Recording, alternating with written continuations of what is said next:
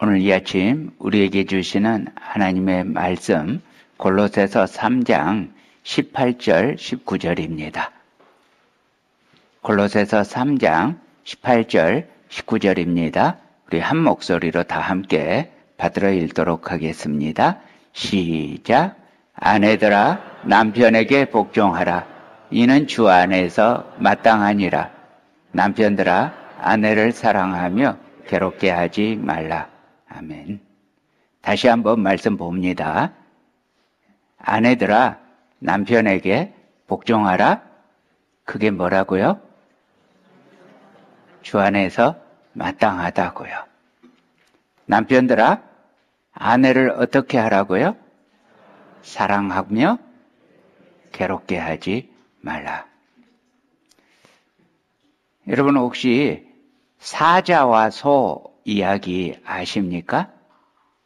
소와 사자가 서로 몹시 사랑하게 되었습니다. 그래서 그 사랑의 열매로 마침내 결혼을 했습니다. 둘이는 너무 행복했습니다. 그리고 서로에게 최선을 다하겠다고 각자 자기 마음속에 다짐했습니다. 소는 최선을 다해서 아주 맛있는 풀을 사자에게 대접했습니다. 사자도 최선을 다해서 아주 맛있는 살코기를 소에게 해주었습니다. 그러다 이 둘은 어느 날 크게 다투고는 끝내 헤어지고 맙니다. 헤어지면서 서로에게 한 말이 이것이었답니다. 나는 최선을 다했어. 여러분, 사랑한다고 하지만 자기 입장에서만 모든 것을 하면 그것은 오히려 서로에게 상처를 주고 받을 수 있다는 것입니다. 오늘 우리나라뿐만 아니라 세계의 가정들이 병들어가고 있습니다. 수많은 커플들이 이혼했고 또 수많은 가정들이 오늘도 위기 가운데 있습니다. 이렇게 깨어진 가정이 많아지면 단지 그 당사자와 그 자녀들의 불행일 뿐만 아니라 그 사회 전체가 건강과 역동성을 상실하게 되고 또 교회 공동체의 신앙의 건강까지 위협을 받게 됩니다. 그러므로 건강한 가정을 지킨다는 것은 특별히 오늘 우리 교회의 사명이기도 합니다. 사실 주님께서 세상에 세우신 인간의 조직은 두 개밖에 없습니다. 첫 번째가 가정이고 두 번째가 교회입니다. 그중 결혼은 두 개의 아주 다른 인격이 합해서 하나의 삶을 살게 되는 것입니다. 여러분, 이혼율 1위가 뭔지 아시죠? 이혼율 1위가 성격 차이라고 합니다. 그런데 혹시 배우자가 함께 있다면 한번 눈을 마주쳐 보시기 바랍니다. 어떻습니까? 내 배우자는 성질이 나하고 비슷합니까? 그렇지 않잖아요. 아주 달랐기 때문에 매력을 느꼈습니다. 아주 달라서 매력을 느끼고 결혼했더니 결혼하고 나서 보니까 그 차이가 몹시 힘든 차이가 되기도 합니다. 이렇게 다른 사람이 모여서 하나를 이루어 온전한 삶을 이루는 것, 이것이 결혼 생활입니다. 결혼을 통해서 많은 것을 얻게 되는 기쁨도 있지만 동시에 많은 것을 포기하는 깎임도 있어야 합니다. 한 개인의 관심사가 부부라는 공동체의 관심사가 다 된다는 보장이 없기 때문입니다. 지금도 제 아내가 저의 설교 중에 아주 싫어해서 제가 그런 설교만 하면 집에 가서 반드시 와이프의 불평을 듣는 설교 종류가 있습니다. 그게 뭐냐면 역사에 대해서 이야기하면 제 아내는 귀를 닫습니다. 저는 역사 이야기만 하면 은혜가 넘치거든요. 근데 제 아내는 그걸 가장 싫어합니다. 어떻게 그렇게 역사를 싫어하는지 모르겠습니다. 저로서는 이해가 안 됩니다. 저는 역사가 너무 재미있고, 저는 학교 다닐 때도 교과서를 보면 국사책, 세계사책은 받은 그날에 다 읽었습니다. 그렇게 역사가 재밌었는데 이상하게 역사를 가장 싫어하는 사람과 살게 될 줄은 꿈에도 생각을 못했습니다. 주님께서 그 사람이 너에게 딱 맞는 사람이야 하시리라고는 생각을 못했습니다. 그때 결혼하고 40년이 되어 가는데도 저도 포기하지 못하고 제 아내도 포기하지 못합니다. 사람은 자기가 좋아하는 것을 포기하기 싫어하는 본성을 가지고 있습니다. 상대방을 사랑한다 하면서도 상대보다는 나 자신의 이익을 먼저 추구하는 이기심이 우리 마음에 있습니다. 바로 이 인간의 이기적인 본성이 부부들의 성공적인 결혼을 방해합니다. 유명한 노래 하나 우리 노래 묵상하고 시작하도록 하겠습니다.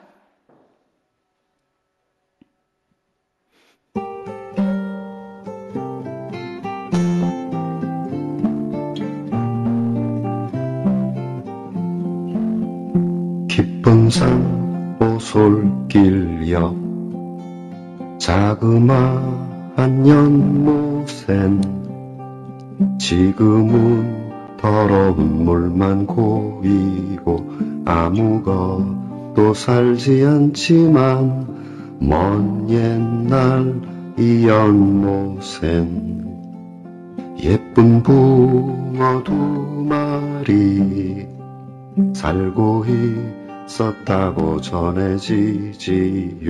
깊은 산 작은 연못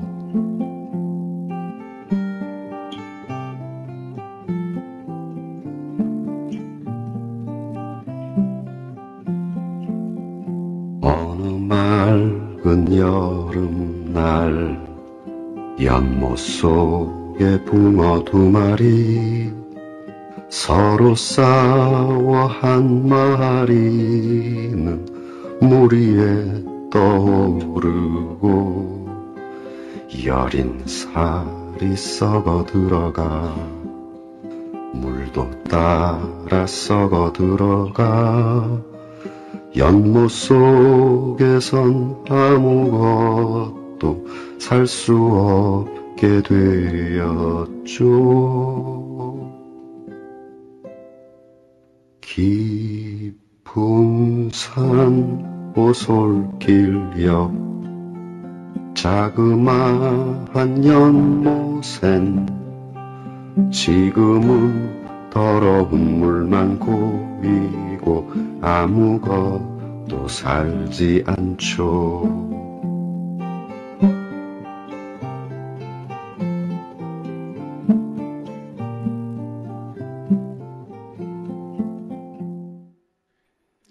여러분, 아내의 마음을 죽이면요, 남편도 죽습니다.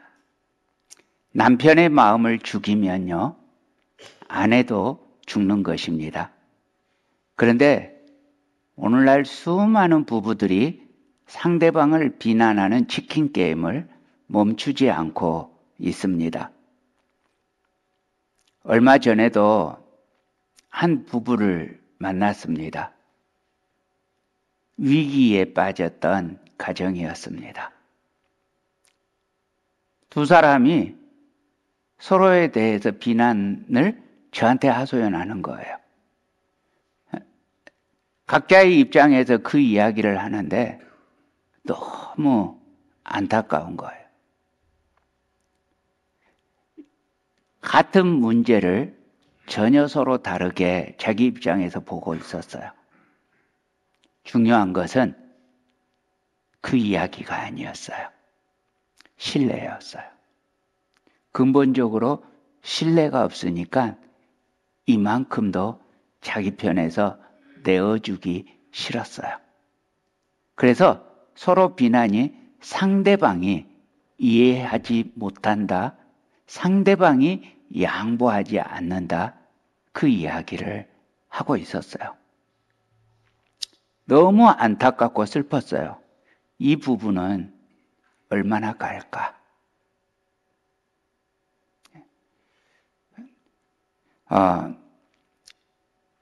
이기려고 마음 먹고 상대방의 비난에 화살을 쏘게 된다면 그 화살은 백발백중 상대방의 가슴을 아프게 만듭니다. 상대방을 아프게 할 때 순간적인 승리감은 있을지 모르지만 결국 그것이 가정을 멍들게 하고 최후에는 자기를 멍들게 합니다. 자, 어떤 부부가 있었는데요. 하루는 부인이 남편에게 투덜댑니다. 당신은 결혼 전이나 결혼 후나 나를 위해서 꽃 한 송이 사가지고 온 적 없다고 그렇게 불평을 했습니다. 남편이 그 말을 마음에 담았어요. 그리고 며칠 후 큰 마음 먹고 퇴근길에 꽃가게에 들렀습니다. 빨간 장미꽃 무려 100송이를 샀습니다. 그런데 그걸 들고 집에 가려고 생각하니까 자꾸 닭살이 돋는 거예요. 너무 쑥스럽고 간지러워서 그 꽃을 자신이 없는 거예요. 그래서 주인에게 부탁을 합니다. 이 꽃을 신문지로 싸서 잘 가려서 꽃이 보이지 않게 포장해 달라고 했습니다. 그렇게 두툼한 신문지로 가려진 꽃다발 모양새가 마치 신문 방망이처럼 되었습니다. 그것을 집에 가지고 와서는 이거 받으시오. 이렇게 무심하게 아내에게 건네주었습니다. 자, 여러분, 이것을 받은 부인이 어떻게 반응했을까요? 두 가지 중에 하나였겠죠. 첫 번째는 장미꽃 배송이보다 그것을 포장한 신문지를 보는 것입니다. 장미꽃 백송이를 받았지만 너무 기분이 나쁜 겁니다. 두 번째는 포장한 신문지를 보기보다는 그 내용물인 장미꽃 백송이를 보는 겁니다. 쑥스러워하는 남편의 투박한 성격을 헤아리면서 빙그레 웃습니다. 그리고는 그 장미꽃 선물을 아주 기뻐하는 것입니다. 여러분은 어느 쪽에 더 가깝습니까?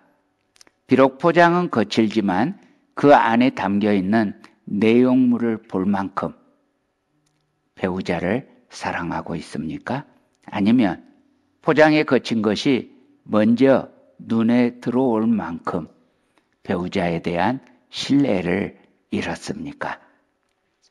물론 보기 좋은 떡이 먹기도 좋다고 포장이 예쁘면 더 나을 것입니다. 그런데 어떤 사람에게는 그것조차 쉽지 않을 수 있습니다.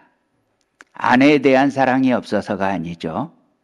그런데 거친 포장을 물고 늘어져서 잔소리하고 바가지를 긁는다면 그 부부관계는 결코 나아질 리 없을 것입니다. 여기 미국에서 나바오 인디언 구역에 어떤 젊은 예쁜 아가씨 선생님이 부임했습니다. 초등학교였는데요. 이 선생님은 거기 부임해서 날마다 학생을 5명씩 지목해서 흑판 앞에 나와서 산수 문제를 풀게 했습니다. 그런데 뭐 잘 푸는 사람도 있고 못 푸는 사람도 있잖아요. 그렇게 얼마가 지났는데 아이들이 흑판 앞에 우두커니 서서 전혀 문제를 풀려고 하지 않는 것입니다.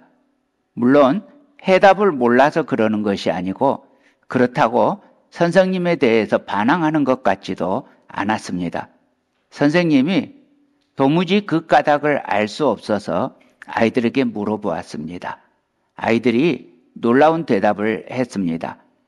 이 흑판의 문제들을 풀기 시작하고 얼마 안 되어서 아이들은 자기들 중에 산수 문제를 잘 풀지 못하는 아이도 있다는 것을 깨닫게 되었습니다. 그 아이는 스스로 민망해했고 열등감을 느끼게 되었습니다. 그래서 다른 아이들은 그 교실 안에서 잘하는 아이, 못하는 아이 가려낸다는 것이 그 못하는 아이의 마음에 상처를 줄 것이 두려웠던 것입니다. 이걸 알게 된 후에 선생님은 그 이후부터 아이들을 비공개적으로 따로따로 지도하는 방식으로 교수법을 바꾸었다고 합니다. 우리 가정 안에서도 특히 부부 관계에서 이런 배려가 필요합니다. 서로 다른 배경, 서로 다른 환경에서 자라서 서로 다른 인격이 만나서 그냥 서로 좋아하는 데서 그치지 않고 서로 조화를 이루어가며 인격적으로 살아가는 것이 결혼입니다. 많은 부부가 실제로 조화되지 못하고 힘겹게 살아가고 있습니다. 그러나 길은 있습니다. 이 세상에서 아무리 복잡하고 까다로운 기계라고 할지라도 그 기본 원리를 바르게 이해하고 원리대로 작동하기만 하면 설계자와 제작자의 의도대로 제대로 쓸 수 있듯이 가정도 마찬가지입니다. 가정의 설계도와 사용 설명서는 어디에 있고 무엇인지 짐작하시죠? 그렇습니다. 그건 역시 하나님의 말씀, 성경입니다. 인간은 만든 모든 물건에 사용 설명서가 있는 것처럼 우주와 인간 그리고 가정을 설계하고 만든 분도 하나님이시기 때문에 하나님의 영감을 받은 성경이 바로 그 사람과 가정을 향해서도 최선의 사용 설명서인 것입니다. 이 성경에 따르면 아름답고 행복한 부부를 이루게 하는 원리가 나오는데 첫 번째가 그리스도를 경외함으로 피차 복종하는 것입니다. 에베소서 5장 21절입니다. 우리 함께 읽어볼까요? 시작. 그리스도를 경외함으로 피차 복종하라. 여러분, 부부는 그 무엇보다도요, 예수님을 경외하는 일에 가장 우선을 두어야 합니다. 그렇게 그리스도를 경외하기에, 두려워하기에 주님 앞에서 서로 복종하게 되는 것입니다. 여러분, 그리스도를 경외함, 이것이 결혼 생활의 기초입니다. 이렇게 될 때 비로소 그 가정은 행복한 가정, 아름다운 가정으로 나아가는 첫걸음을 걷게 됩니다. 두 번째, 주님 안에서 세워지는 아름다운 부부는 아내가 남편에게 복종하는 것입니다. 골로새서 3장 18절 제가 읽습니다. 아내들아 남편에게 복종하라. 이는 주 안에서 마땅하니라. 사랑하는 자매님들, 아내들이 남편에게 복종하는 것은 절대로 불공정한 일이 아닙니다. 여러분, 나의 마음을 따라가지 마시고 하나님의 말씀을 따라가십시오. 이것이 주 안에서 마땅한 일입니다. 이 말씀을 좋아할 만한 인간 인격은 많지 않습니다. 거의 없죠. 그리고 남자들은 이 말씀을 보게 되면 속으로 슬며시 웃게 됩니다. 대부분의 여성들이 이 말씀을 싫어하는 이유는 남편에게 복종하라는 단어에서 이 복종이 눈에 거슬리기 때문이죠. 그러나 그래도 부부에 대한 하나님의 말씀이고 주님 안에서 세워지는 아름다운 부부를 위한 매뉴얼입니다. 여러분, 일반적으로 보면요, 일반적입니다.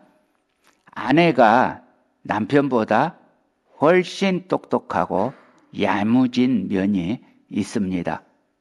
저는 결혼하기 전에 제가 상당히 잘난 줄로 알았는데 결혼하고 나서 제 아내와 부부싸움을 하면 이길 수가 없는 거예요. 어느 날 하도 백전백패니까 아내가 100% 잘못하기를 노렸어요. 그리고 100% 잘못한 날이 마침 왔습니다. 시비를 걸었죠. 그래서 시비를 거는데 제 아내가 안 지고 덤비는 거예요. 그래서 여보, 이것은 당신이 100% 잘못했잖아 했어요. 제 아내에게도 돌아오는 답이 아이고, 와이프가 잘못하니까 그렇게 좋아? 그 말에 되게 치사한 남편이 됐잖아요. 그 뒤로 와이프와 싸우면 절대로 안 되겠다 하는 마음을 가지게 됐습니다. 아내가 남편보다 똑똑하고 야무진 면이 있다. 이걸 뒤집으면 아내들 생각에 자기 남편이 참 무능하기도 하고 속 좁은 꽁생원 같기도 하다는 것입니다. 제 아내는 저에게 이런 표현을 가끔 씁니다. 마음 씀씀이가 콩 반쪽만도 못하다고 그렇게 표현합니다. 또 다른 자매님 말을 들어보면 철없는 큰아들 키우기가 쉽지가 않다고 말합니다. 사랑하는 자매님들 기억하세요. 고린도전서 13장 4절에서 7절입니다. 자매님들 함께 읽을까요? 시작. 사랑은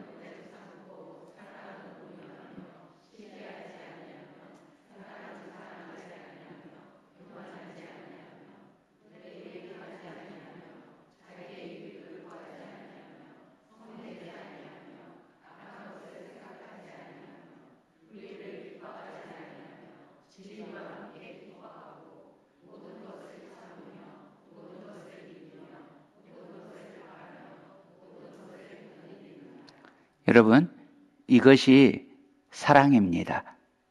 그래서 사랑이 쉽지 않습니다. 그래도 우리를 사랑하셔서 죽기까지 복종하셨던 우리 주님을 생각해 보십시오. 이 말씀은, 이 고린도전서 13장 말씀은 딱 주님의 사랑입니다. 그러므로 우리도 예수님처럼 사랑하고 예수님처럼 복종하라는 말씀입니다. 세 번째로요, 주님 안에서 세워지는 아름다운 부부는 남편이 아내를 사랑합니다. 자, 골로새서 3장 19절입니다. 제가 받들어 읽습니다. 남편들아, 아내를 사랑하며 괴롭게 하지 말라. 사랑하는 형제자매 여러분, 아무리 와이프가 억척스러워도, 아무리 산발한 머리에 방귀 뽕뽕 뀌어도, 찢어진 속옷을 입고 방안을 활보하는 모습을 날마다 볼지라도 내가 세상에서 사랑할 유일한 여자는 바로 그 아줌마입니다. 하나님께서 내게 이 여자 외에 다른 여자를 허락하지 않으셨습니다. 다른 여자 꿈도 꾸지 마세요. 다만 아내를 사랑하세요. 어느 정도 사랑해야 합니까? 하나님께서는 남편에게 이렇게 말씀하십니다. 에베소서 5장 25절입니다. 형제님들 다 함께 읽을까요? 시작. 남편들아 아내 사랑하기를 그리스도께서 교회를 사랑하시고 그 교회를 위하여 자신을 주심같이 하라.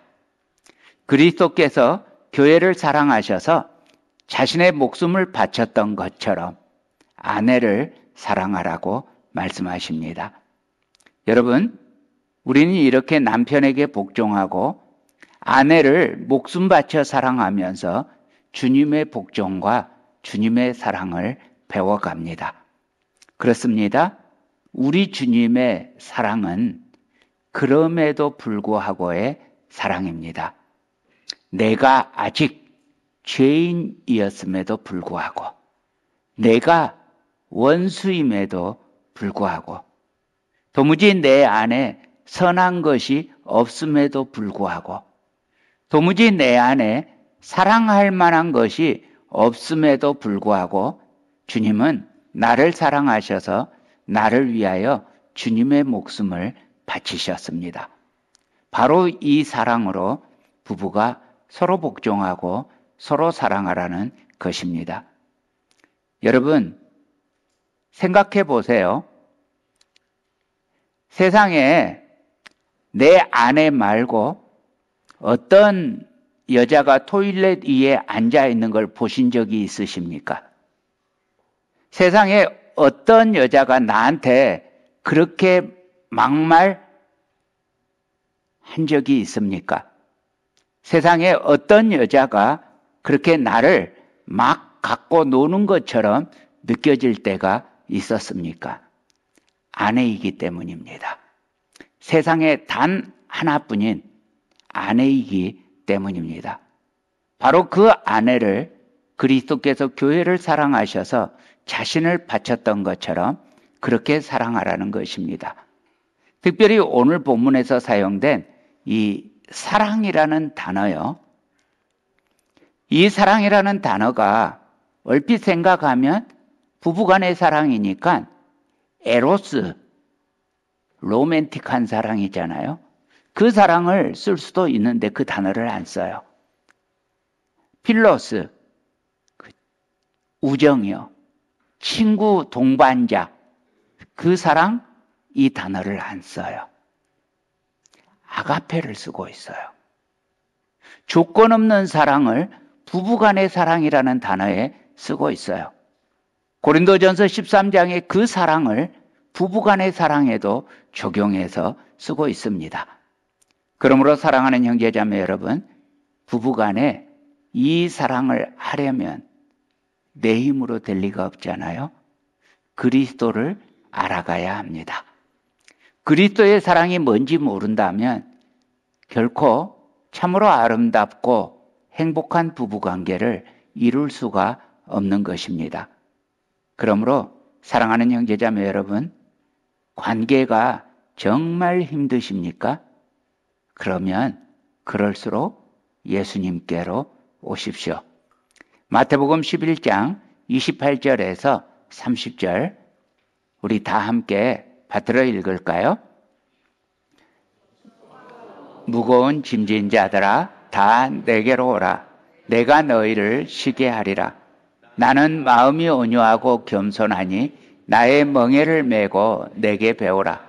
그리하면 너희 마음이 쉼을 얻으리니 이는 내 멍에는 쉽고 내 짐은 가벼움이라 하시니라. 아멘. 사랑하는 형제자매 여러분, 주님께로 와서 주님을 알게 되면 알게 될수록 놀라운 기적이 일어납니다. 주님만이 참 해답을 갖고 계시기 때문입니다. 오늘도 주 안에서 세워지는 아름다운 부부, 아름다운 가정 되시기 위해 먼저 주님을 알기를 소원하십시오. 여러분 모두를 주 안에서 세워지는 아름다운 사랑과 행복의 인생으로 초대합니다.